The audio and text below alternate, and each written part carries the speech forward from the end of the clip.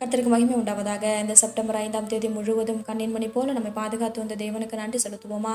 கிருபையும் மகிமையும் நிறைந்த எங்கள் பரிசுத்தமுள்ள நல்ல தகப்பனே, ஸ்தோத்திரிக்கிறோம் துதிக்கிறோம் ராஜா. இந்த இரவு நேரத்திலும் உம்மை நோக்கி பார்க்கக்கூடிய கிருபை கொடுத்ததற்காக நன்றி தகப்பனே. அப்பா, இந்த நாளிலும் உங்களுக்கு பிரியமில்லாத காரியங்களை செய்து உம்முடைய இருதயத்தை துக்கப்படுத்தியதற்காக எங்களை தயவாய் மன்னியும் ஆண்டவரே. உங்க பிரியமான பிள்ளையை வாழ உதவி செய்யுங்க ராஜா.